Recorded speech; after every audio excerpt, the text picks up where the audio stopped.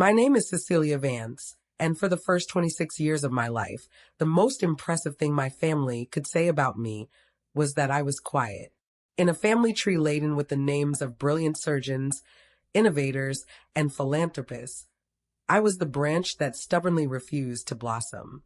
They saw me as the aimless gamer, a permanent resident of our family home's finished basement, wasting my life away in the pale glow of computer monitors. They had no idea that the game I was playing was about to save everything they had ever built, and that their greatest disappointment was about to become their anonymous savior. The last time we had a family dinner, they openly discussed cutting me out of the family trust unless I found a real career. Tonight, with their legacy crumbling under a massive ransomware attack, I just sent an email that will change everything. Before I reveal how a single anonymous message brought my entire high-achieving family to its knees, I'd love to know where all of you are watching from today. Let me know in the comments down below. And if you've ever felt underestimated or overlooked by the people who were supposed to believe in you the most, go ahead and hit that like button so I know I'm not alone. And for all the new viewers, make sure you subscribe, because this is a community for people who know what it's like to have to prove your own worth.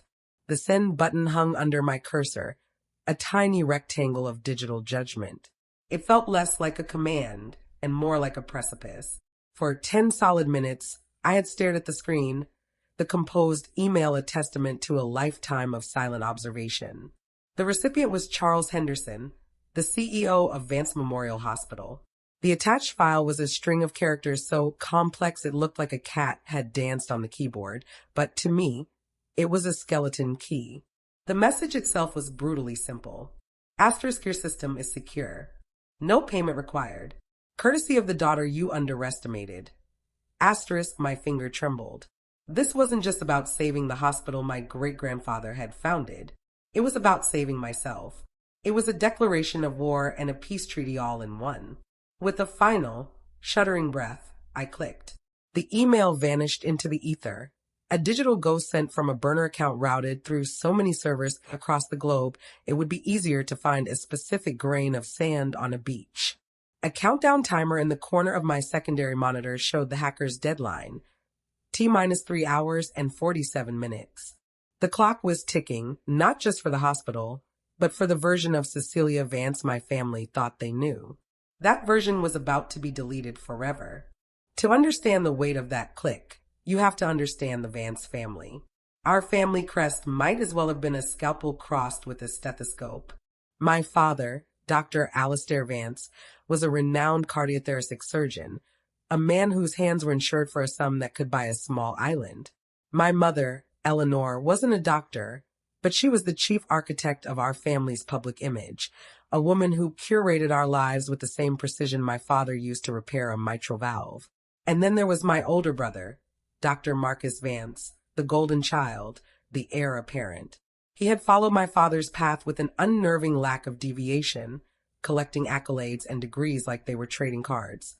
In the grand, sterile, and blindingly white museum of my family's achievements, I was the single, unlit, dusty display case in the corner.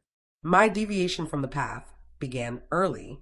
I remember being 8 years old, a quiet girl with perpetually ink-stained fingers. My father had brought home a state-of-the-art desktop computer, a monolithic beige tower that he and Marcus intended to use for medical simulations. It was a source of immense pride for my father. This, Cecilia, he had said, gesturing to it as if it were a holy relic, is the future of medicine. 2 weeks later, it crashed. A blue screen of death, stark and final.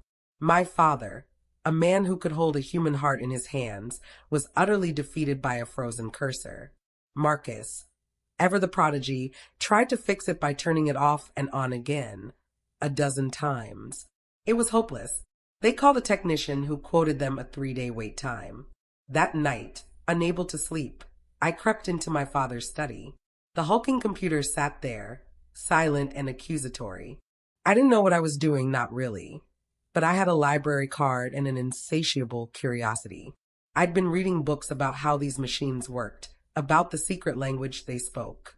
With a small screwdriver from the kitchen junk drawer, I opened the casing. It was like looking at a tiny alien city. I saw a small, circular battery on the motherboard, just like in a picture from one of my books. I remembered reading that sometimes taking it out and putting it back in could reset the machine's most basic settings. It was a long shot. My hands were small enough to navigate the delicate landscape of wires and chips. I carefully pried the battery out, counted to 30, and slotted it back in. I reassembled the case, my heart thumping a frantic rhythm against my ribs. I pressed the power button. The machine whirred to life, the familiar operating system logo blooming on the screen. It was fixed. The next morning, I tried to tell my father. I found him at the breakfast table with Marcus, who was proudly displaying his science fair project, a painstakingly constructed, anatomically correct model of the human brain made from clay. "I fixed the computer, Dad," I said, my voice barely a whisper. My father looked up from Marcus's clay cerebrum, a faint frown creasing his brow. "Don't be silly, Cecilia. The technician is coming this afternoon." Marcus snickered. "Yes, Cece. What did you do, wave a magic wand at it?" I tried to explain about the battery, the motherboard, the book. My father just waved a dismissive hand. "Alistair," my mother said, her voice smooth as silk, "Marcus has explained the function of the hippocampus to me. It's truly fascinating. He has your gift for detail." The conversation moved on, leaving me standing there, invisible. My father later called the technician to cancel, grumbling about how the machine must have fixed itself. The praise I had craved, the simple acknowledgement, was given to a lump of colored clay instead. That was the day I learned that in the Vance family, some miracles were more valuable than others. Mine, it seemed, was worthless. This pattern repeated itself through my teenage years, a constant, grinding erosion of my self-worth. The basement, initially just a place to play video games, became my refuge. It was a subterranean world of my own making, a place where the rules were logical, and success was based on skill, not on your last name. It was down there that I discovered the global community of coders, hackers, and security experts. They didn't care that I was Cecilia Vance, the surgeon's disappointing daughter. They only cared about the quality of my code and the ingenuity of my thinking. It was in the anonymous forums and encrypted chat rooms that I was reborn. I chose the alias Nyx, the Greek goddess of the night. She was a primordial, powerful entity, often overlooked, but present at the very creation of the world. It felt right. Nyx was everything Cecilia was not: confident, respected, and powerful. At 16, as Nyx, I entered an international Capture the Flag competition, a prestigious hacking contest. For 48 straight hours, I lived on lukewarm soda and adrenaline, my fingers flying across the keyboard. I was competing against thousands of others, many of them professionals working for major tech corporations and government agencies. I won, not just in a student category. I won the whole thing. The prize was $10,000 and a letter of commendation from the organizers, a major cybersecurity firm. For a week, I was ecstatic. I had done it. This was proof. This was something real, something undeniable. I chose to tell my family at dinner, the same setting where all major Vance pronouncements were made. I waited for a lull in the conversation, which was, as usual, centered on Marcus's early acceptance into a prestigious pre-med summer program at Johns Hopkins. My hands were clammy as I slid the letter of commendation across the polished mahogany table toward my father. I won something," I stammered. He picked it up, his eyes scanning the text. My mother leaned over to read it as well. The silence stretched, thick and uncomfortable. I expected a shout of surprise, maybe even a smile. Instead, my father slowly folded the letter and placed it beside his plate. "Cecilia," he began, his voice laced with a familiar, weary disappointment. "We've spoken about this. Your grades in biology are slipping. You spend all your time in that basement on these projects." My mother chimed in, her tone gentle but her words like daggers. "Darling, we just worry. Is this Capture the Flag going to help you get into a good university? What would we even tell our friends? That our daughter plays computer games for money?" Marcus, ever the helpful one, sealed my humiliation. "It's basically a video game tournament, Mom. It's not like she cured cancer." He laughed and my father cracked a small, pained smile. My victory, my $10,000, my international recognition, was reduced to a frivolous hobby. Later that week, they bought Marcus a brand new convertible to celebrate his acceptance into the summer program. I got a lecture on the importance of focusing on a respectable and secure future. They didn't understand that I had already found it. They just couldn't see it. That night, I took the $10,000, deposited it into a new bank account they knew nothing about, and used it to build my first real server rack. If they wouldn't invest in my future, I would invest in my own. The basement became more than a refuge. It became my headquarters. Nix had a home. My only real ally in those years was an online friend I'd never met in person. He went by the alias Helios, the god of the sun. He was a perfect counterpart to my Nix.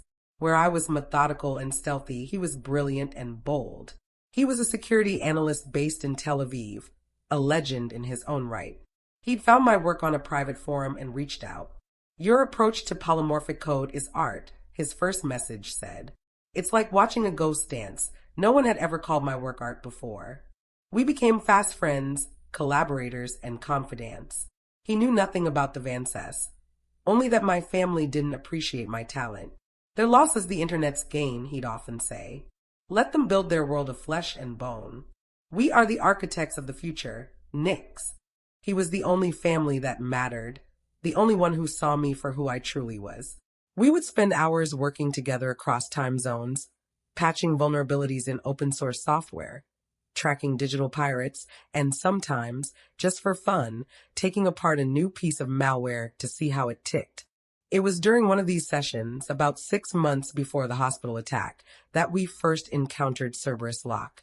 "This is nasty," Helios had typed in our encrypted chat. "It doesn't just encrypt. It replicates, it burrows, and it learns. It's designed to cripple infrastructure, not just ask for pocket money." For a week, we dedicated ourselves to deconstructing it. It was a digital beast with 3 heads, just like its mythological namesake. We worked relentlessly, untangling its complex encryption algorithms. It was Helios who found the first crack, a tiny, repeated error in the key generation protocol. It was a signature, a flaw in the creator's logic. From that tiny crack, I painstakingly built a backdoor. I created a universal decryption key, a theoretical solution to a problem that, at the time, had not yet been deployed on a massive scale. I saved the key on a secure, air-gapped drive and largely forgot about it, moving on to the next puzzle. I had no idea that I had just forged the only weapon that could save my father's world. The final blow, the one that led directly to my ultimatum, came about a month before the attack. It was my father's 60th birthday, and my mother had thrown a lavish party. The house was filled with the city's medical elite. I made an effort. I wore a dress. I emerged from the basement, and I tried to mingle. It was excruciating. Every conversation was a minefield. "So, Cecilia, are you in medical school as well? What hospital are you with? Your father and brother are such brilliant men. You must be so proud."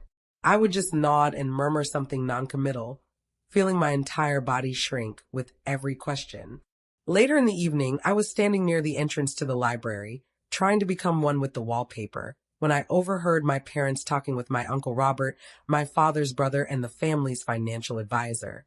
I knew I shouldn't listen, but their voices were sharp with a seriousness that cut through the party's cheerful din. "Alistair, we have to be realistic about the family trust," Robert was saying. "Marcus is set. He's a partner in the new surgical wing. But Cecilia, what's her plan? She's 26 and lives in your basement." My mother's voice was strained. "It's just a phase, Robert. She's finding herself." My father let out a sigh that sounded like it came from the depths of his soul. "She's not finding anything, Eleanor. She's hiding. We can't let her be a drain on the legacy we've built. The trust is for the future of this family, for carrying on the Vance name in medicine. As it stands, she's a dead end." Robert's reply was clinical. "Then we need to formalize it. Give her a deadline. Establish a career, a real one, or she's out. It's the only way she'll be motivated. It's for her own good." My blood ran cold. They were talking about disowning me, not with a dramatic scene, but with a sterile financial document. A footnote in a will. I didn't wait to hear more. I slipped back down the basement stairs, the sound of the party fading behind me. The laughter, the clinking glasses, the praise for my father, it all sounded hollow, like a broadcast from a distant planet. I sat in my chair, the glow of my monitors the only light. For my own good, the words echoed in the silent room. They were going to cut me off to save me. The irony was so bitter it tasted like acid. They had no idea that I was already more financially secure than my brother, thanks to my consulting work as Nix. They had no idea that while they were preserving a legacy of scalpels and sutures, I was fighting battles on a global scale they couldn't even comprehend. That night, I didn't feel hurt. I felt a cold, hard resolve settle in my bones. They had drawn a line in the sand. Fine, I would wait, and I would let them see just how far on the other side of that line I was already standing. I didn't have to wait long. The first inkling of the crisis came not through a news report, but through a frantic phone call from my mother. I was in the middle of a complex diagnostic for a client, a bank in Singapore, when my phone buzzed with her name. I almost ignored it. Our conversations were always circular and ended with her sighing about my lack of ambition. But something made me answer. Cecilia. Her voice was thin and stretched, like a wire pulled too tight. Are you there? It's a catastrophe. I sat up straighter. My mother only used the word catastrophe for two things, a stock market dip or a bad review of one of her charity galas. What's wrong, Mom? It's the hospital. It's a complete lockdown. Nothing is working. The computers, the phones, everything is just gone. Your father is on his way to an emergency board meeting. He looks like he's seen a ghost. Patient files are gone. Surgical schedules are wiped. They had to cancel 3 heart bypasses this morning. Can you imagine? The damage to our reputation. She was rambling, her panic spiraling. I listened, my mind working at lightning speed, connecting the dots. A total system failure. A lockdown. It smelled like ransomware. Mom, calm down, I said, my voice steady. What exactly are they seeing on the screens? I don't know. Some sort of message. A skull or something, your father said. He was shouting about hackers. It's all over the news, Alistair says. This is going to ruin us, Cecilia. The Vance name. She trailed off, her distress rooted not in the canceled surgeries, but in the potential stain on our family's pristine image. I felt a familiar pang of disappointment, but pushed it aside. This was bigger. Okay, Mom. I understand. Just try to stay calm. Tell Dad, tell him to be careful. I ended the call, my heart hammering against my ribs. A skull. Hackers. It wasn't just ransomware. It was Cerberus Lock. I knew that skull. I had seen its grinning digital face in my nightmares when Helios and I were dissecting its code. I immediately pivoted from my client's work. This was personal. From the safety of my basement, I began to probe the outer defenses of Vance Memorial's network. It was like approaching a fortress that had already been sacked. The digital gates were wide open, but the castle itself was in chains. I didn't need to break in. I could see the devastation from the perimeter. The network traffic was a chaotic mess of corrupted data packets. I isolated a single one and examined it. The signature was unmistakable. It was the strain of Cerberus Lock I had helped crack months ago. My blood ran cold. This wasn't some random attack. This was a sophisticated, targeted assault on a major piece of city infrastructure. Through a public-facing, non-critical server that the attackers had ignored, I managed to get a glimpse inside. It was a wasteland. Every terminal, from the admissions desk to the MRI machines, was displaying the same chilling message. A stylized, 3-headed dog, Cerberus, floated on a black background. Beneath it, the text was stark. Asterisk your files are encrypted and secure. To retrieve them, you have 24 hours to send $5 million in Monero cryptocurrency to the following address. After 24 hours, the price will double. After 48 hours, your files will be permanently deleted. There are no other options. Do not contact law enforcement. We are watching. Asterisk and below that, a countdown timer, ticking down the seconds with relentless precision. I felt a wave of nausea. This wasn't just about data. This was about lives. Patient records, allergy information, medication schedules, the calibration data for life support machines. It was all locked away behind that grinning digital dog.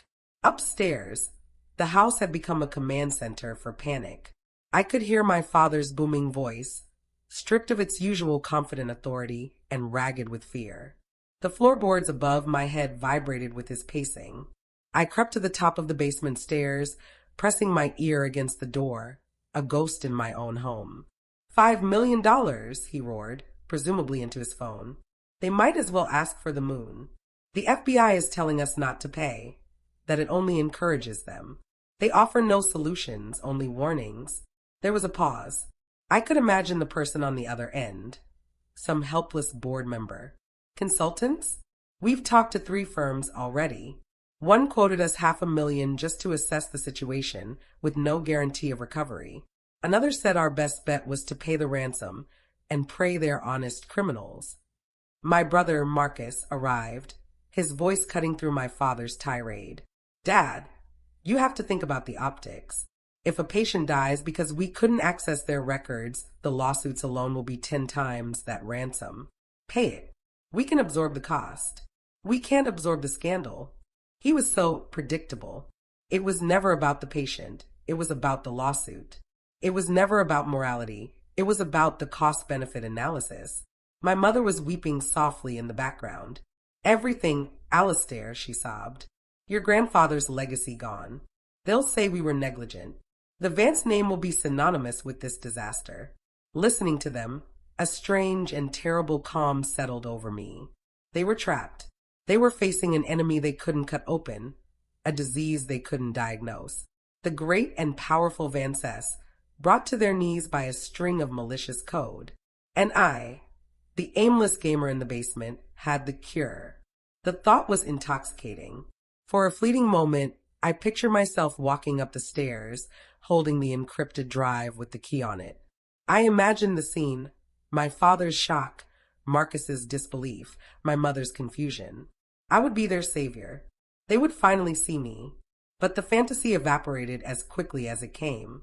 I could hear their voices, their years of dismissal echoing in my head. Asterisk, don't be silly, Cecilia. What did you do? Wave a magic wand. It's basically a video game tournament. Asterisk, they wouldn't believe me. They would see it as a desperate plea for attention, a pathetic attempt to insert myself into a crisis far beyond my comprehension. They would laugh.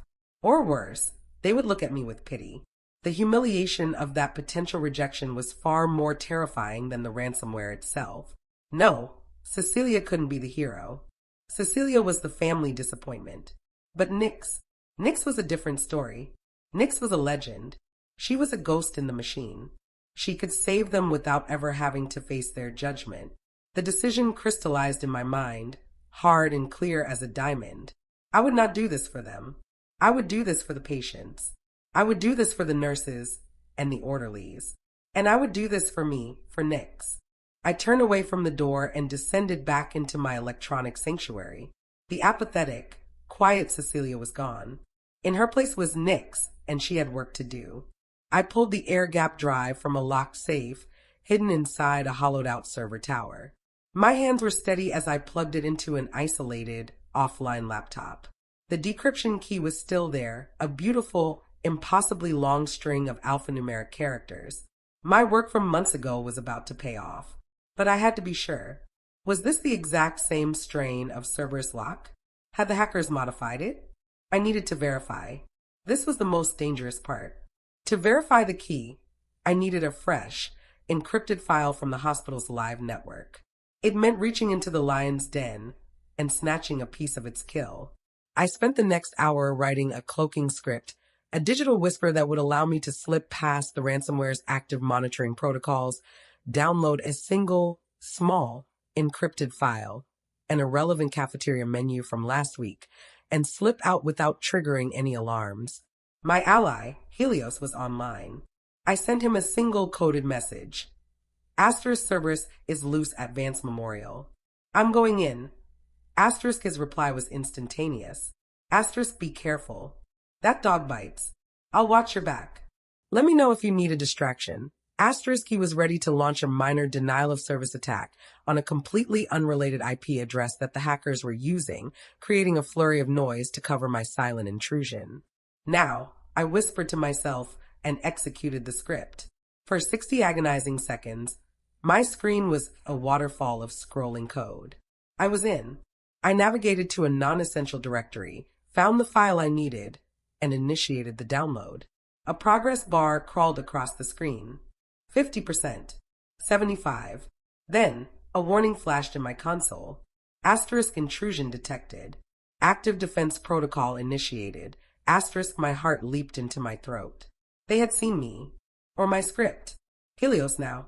I typed, my fingers flying. Miles away, in Tel Aviv, Helios unleashed his digital smokescreen. On my end, the warning signal flickered and died as the ransomware's attention was diverted to the new, louder threat. The download completed. I yanked my connection, severing the link. I leaned back in my chair, my body slick with a cold sweat. I had the file.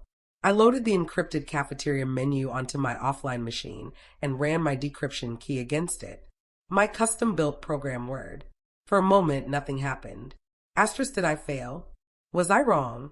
Asterisk, then, the gibberish code on the screen resolved itself. Tuesday's special, meatloaf and mashed potatoes. I had never been so happy to read about meatloaf in my life. The key worked. It was the same vulnerability, the same sloppy code. The hackers, in their arrogance, hadn't bothered to patch the flaw. The path was clear. I had the key. I had the power. Now, all that was left was the delivery. I spent 20 minutes setting up the burner email account, bouncing the signal through a web of proxies from Germany to Brazil to Japan. It would be utterly untraceable. Then, I composed the email. I attached the text file containing the key. And then I wrote the message. I thought about my father's booming disappointment, my mother's silken disapproval, my brother's smug superiority. I thought about the trust, the ultimatum, the years of being invisible. The words flowed out of me, not with anger, but with a cold, precise clarity. Asterisk, your system is secure. No payment required. Asterisk, a simple statement of fact. And then, the final, devastating blow, the signature that would haunt my father for the rest of his life. Courtesy of the daughter you underestimated. I read it one last time. It was perfect. It was a scalpel, and it was aimed directly at the heart of the Vance family pride. My finger hovered over the send button.